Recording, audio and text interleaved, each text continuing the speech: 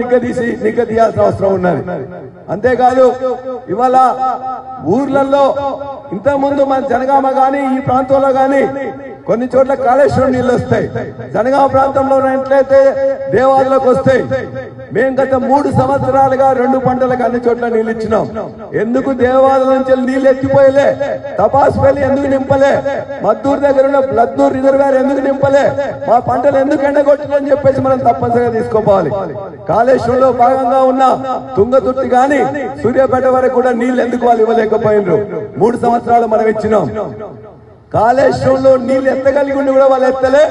ఇవాళ కాళేశ్వరంలో మొన్న కేసీఆర్ గారు ఇవాళ రైతు కోసం యాత్ర మొదలు పెట్టగానే కాళేశ్వరంలో నీళ్లు ఎత్తుతా ఉన్నారు. అదే విధంగా నాగార్జున సాగర్ నీళ్లు వదిలిపెట్టిండ్రు. అదే విధంగా ఇవాళ మిగతా రిజర్వాయర్లు కూడా నీళ్లు నింపడానికి ప్రయత్నం చేస్తున్నారు. ఇది మన ప్రజల దగ్గర తీసుకుపోవాలి. వాళ్ళు వ్యవసాయానికి సంబంధించిన అన్ని విషయాల్లో రైతు బంధు ఉన్నది ఇవ్వలేక రైతు భరోసా ఇస్తా అని చెప్పిండ్రు. రైతు భరోసా దేవుడు ఎరుకని ఆ రైతు బంధు ఎందుకేలే అందరికీ అని చెప్పేసి మనందరం కూడా నిలదీయాల్సిన అవసరం ఉన్నది. అదే విధంగా కరెంట్ ఎందుకు ఇవ్వలే? ఇంతకుముందు 24 గంటలు ఇచ్చింది కదా, ఎందుకు ఏం రోగం వచ్చింది మీకు అని చెప్పి మనం అడగాల్సిన అవసరం ఉన్నది. పంటకు గతంలో నీళ్లు ఇచ్చింది కదా, 2 పంటలకు నీళ్లు ఇచ్చినాం. దేశంలోనే పంట విస్తీర్ణం పెరిగింది, పంట ఉత్పత్తి పెరిగింది. 40-50 లక్షల మెట్రిక్ టన్నుల నుంచి ఇవాళ దాదాపుగా 3 కోట్ల మెట్రిక్ టన్నులు ఒట్లు పండించినాం. ఒట్లలో నెంబర్ 1, పత్తిలో నెంబర్ 2, మిర్చిలో నెంబర్ 1, పామాయిల్లో నెంబర్ 1. అన్నిట్లలో కూడా ఈ రాష్ట్రాన్ని దేశంలోనే వ్యవసాయ ఉత్పత్తుల్లో నెంబర్ 1 గా తీసుకొచ్చినాం. మళ్ళా ఇవాళ ఆత్మహత్యలు మొదలైనాయి, కోతలు మొదలైనాయి, నీళ్ల బంద్ మొదలైంది, రైతు బంధును బంద్ చేయడం మొదలైంది. ఇవన్నీ కూడా ఖచ్చితంగా రైతాంగాన్ని ఆలోచింపజేసే విధంగా మనందరం వాళ్ళ దగ్గర తీసుకెళ్లాలి. ఇంత ముందు కరెంట్ ఇచ్చినమా లేదా? ఇప్పుడు ఎందుకు ఇవ్వట్లే? రైతు బంధు ఇచ్చినమా లేదా? ఇప్పుడు ఎందుకు ఇవ్వట్లే? నీళ్లు ఇచ్చినమా లేదా? ఇప్పుడు ఎందుకు ఇవ్వట్లే? పంట వండిందా లేదా? ఇప్పుడు ఎందుకు ఇవ్వట్లే? ఇదే కాకుండా ఇవాళ పంట నష్టానికి ఇంత ముందు మనం 10,000 రూపాయలు ఇచ్చినాం. దేశంలో ఎక్కడ ఎవడు ఇయ్యలే. కేంద్రం చెప్పిన ప్రకారం 3,000, 5,000, 7,000 మాత్రమే ఉంటాయి వరికి కానీ మొక్కజొన్నకు కానీ ఇతర పంటలకు. కానీ ముఖ్యమంత్రి గారు గతంలో 10,000 రూపాయలు ఇద్దామని చెప్పేసి మొదటిసారి నష్టమైతే 150 కోట్లు రిలీజ్ చేసింది. రెండోసారి నష్టమైతే 304 కోట్ల రూపాయలు ఇచ్చిండ్రు. ఆ 304 కోట్లు ఒట్లాడిన పైసలని ఈ ప్రాంతంలో అందరూ అడుగుతున్నారు. అది బ్యాంకులో వేస్తే బ్యాంకులకి రిలీజ్ చేయకుండా ఎలక్షన్ కమిషన్ ఆనాటి కాంగ్రెస్ పార్టీ కంప్లైంట్ ఇచ్చింది. అవి కూడా మనకు రావాల్సి ఉన్నాయి. గతంలో మనం వేసిన ఒట్లు రాలిన పైసల కోసం మనం అడగాలి. ఇవాళ పంట నష్టం అయిపోయి ఎండిపోయి పెట్టుబడి పెట్టి ఇవాళ ఆగమైన రైతులు ఖచ్చితంగా 25,000 రూపాయలు ఎకరానికి ఏదని చెప్పేసి మనందరం కూడా ఖచ్చితంగా నిలదీయాలి. వచ్చేదాకా మనం కొట్లాడాలి. వాళ్ళందరినీ మనం ఒకటే అడుగుదాం. ఇవాళ ఓట్ల కోసం వస్తే వాళ్ళు అడిగిర్రు, మాకు మీరు రైతు బంధు 15,000 రూపాయలు ఇస్తా అన్నారు. ఒకవేళ 15,000 వచ్చిన వాళ్ళందరూ కూడా కాంగ్రెస్ పార్టీకి వేయండి. రైతు బంధు రాని వాళ్ళు ఇలా కారు గుర్తుకు పోయమని చెప్పేసి అడుగుదాం. కరెంట్ ఇంత ముందు 24 గంటలు ఇచ్చినాం. ఇవాళ 24 గంటలు నువ్వు ఇస్తే కాంగ్రెస్ పార్టీకి వేద్దాం, లేకపోయినట్లయితే కారు గుర్తుకేద్దాం. ఇంత ముందు మీరు బోనస్ ఇస్తామని చెప్పిండ్రు, 500 రూపాయలు వానాకాలం ఇస్తామని చెప్పింది, ఇవ్వలే. ఇవాళ మళ్ళీ మీరు వచ్చి వానాకాలం కాదు యాసంగి వడ్లు కూడా వచ్చినాయి.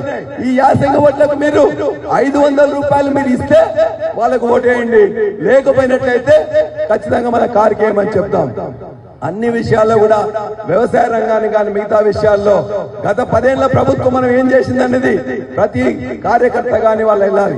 ఇక్కడే వాళ్ళు అంటున్నారు ప్రభుత్వం మాది వచ్చిందని చెప్పి అహంకారం పెరిగిపోయింది. మొత్తం తలకు అధికారం మదం ఎక్కిన తర్వాత మన నాయకుల మీద కార్యకర్తల మీద కేసులు పెట్టే ప్రయత్నం చేస్తున్నారు, దాడులు చేసే ప్రయత్నం చేస్తున్నారు, తిట్ల పురాణం అందుకుంటున్నారు. వాళ్ళు చేస్తే పర్వాలేదు, మనం ఏమైనా సోషల్ మీడియాలో పెట్టినట్లయితే పోలీసు వాళ్ళని పంపిస్తా ఉన్నారు.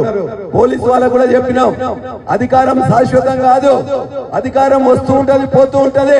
కానీ ఇవాళ ఉద్యమం నడిపిన వాళ్ళు, తెలంగాణ తెచ్చిన వాళ్ళు, తెలంగాణను బాగు చేసిన వాళ్ళు, అటువంటి తెలంగాణ రాష్ట్ర సమితి కానీ భారత రాష్ట్ర సమితి నాయకుల కార్యకర్తలు ఏమన్నా అంటే జాగ్రత్త బిడ్డ.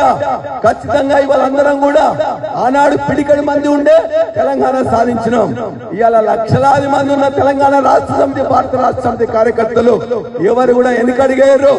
ఆనాడు ఉద్యమం చేసినాడు పదవుల కోసం అని చెప్పి ఎవరు కూడా ఉద్యమం రాలే. తెలంగాణ రావాలి అనే ఉద్దేశంతో వచ్చిండ్రు. కాబట్టి ఇవాళ వాళ్ళందరినీ కూడా పోలీసులు గాని కాంగ్రెస్ వాళ్ళు గాని ఇష్టమైన పని చేస్తే వాళ్ళకి ఇష్టం వచ్చినట్టు చేస్తే వాళ్ళ యొక్క తడాక మా తడాక ఏందో ఖచ్చితంగా చూపిస్తాం. తెలంగాణ తేవడంలో కష్టం ఉన్నది తప్ప ఇటువంటి చిల్లర మల్లర ప్రయత్నాలను ఎదుర్కోవడంలో ఏనాడు మేము నిక్కువలే. ఇప్పుడు కూడా నిలకడగా నిలబడి వారి యొక్క అరాచకాలను ఎదిరిస్తామని చెప్పి వాళ్ళందరికీ కూడా హెచ్చరిస్తా ఉన్నాం. చివరిగా మీ అందరికి ఒకటే, ఖచ్చితంగా ఈ ఎన్నికల్లో ఇప్పటికే వాళ్ళందరూ కూడా వెనుకబట్టుబడినరు. అభ్యర్థులు దొరకలేరు. మన అభ్యర్థులను ఏదో విధంగా నయానో భయానో తీసుకోపోవాలనే ప్రయత్నం చేస్తున్నారు. కాంగ్రెస్ పార్టీకి లేదు, బీజేపీ పార్టీకి లేదు. ఉన్న నాయకులు గాని కార్యకర్తలు గాని మన దగ్గరే ఉన్నారు. ఇవాళ ఏదో కొద్దిగా ఆశపడి వాళ్ళందరినీ తీసుకోపోవాలని ప్రయత్నం చేస్తున్నారు. ఆ విధంగా పోయినట్లయితే ఏ నాయకుడికి కార్యకర్తకు గౌరవం దొరకదు. ఇన్ని రోజులు మీకు ఏదైతే గౌరవం ఉన్నదో అనుభవం ఉన్నదో ఇందులో బట్టి ఏదైతే మీరు ఇక్కడ ఇంకా బ్రహ్మాండంగా బతికిండ్రో ఇవాళ అక్కడ పోయి మీరందరూ కూడా అవమానాలు ఎదుర్కోవాలి. ఎవ్వరు కూడా అదే విషయం మన కార్యకర్తలు చెప్పండి. వాడు ఇచ్చే పని ఏం లేదు, కానీ ఈ విధంగా ఇవాళ ఇబ్బంది పెట్టే ప్రయత్నం చేస్తారు. ఇవాళ ఈ 40 రోజుల్లో మన క్యామా మల్లేశన్ అని ప్రతి మండలంలో ప్రతి ఊరి కూడా పరిచయం చేసుకోవాలి. ఆయన రావడం తిరగడం కష్టమైతుంది. మండల లెవెల్ వరకే వస్తారు. గ్రామ లెవెల్లో మనమే అక్కడున్న పరిస్థితులను తీసుకురావాలి. అపార అనుభవం కలిగిన క్యామా మల్లేశన్న ఆనాడు 7 సంవత్సరాలు డిస్ట్రిక్ట్ అధ్యక్షుడిగా ఉన్నారు. ఆయన ఇంట్లోనే అందరు ఉంటారు. ఆ యొక్క సమాజానికి ఆయన కుటుంబ సమాజానికి కూడా అత్యంత పెద్ద నాయకుడిగా ఉన్నాడు. కాబట్టి ఒక మంచి మనిషి, మానవతావాది, మంచి యొక్క ఆర్గనైజేషన్ స్కిల్స్ ఉన్న క్యామా మల్లేశన్నను గెలిపించుకుంటేనే మన యొక్క సమస్యలను చెప్పాలి. ఒకవేళ మనమేనా ఇవాళ మోసపోయి మనందరం కూడా మామూలుగా ఉన్నట్లయితే ఇలా కాంగ్రెస్ పార్టీ ఇచ్చిన ఏది కూడా మనం చేయదు. వాళ్ళ గ్యారంటీ మనం ఇచ్చినట్లయితది. వాళ్ళ 6 గ్యారంటీలు అమలు చేయకుండా మనం గ్యారంటీ ఇచ్చినట్లయితది. కాబట్టి దయచేసి ఇక్కడికి వచ్చిన అందరూ కూడా నాయకులు కార్యకర్తలే. ప్రతి ఇంటింటికి పోదాం, విషయాలు చెప్తాం.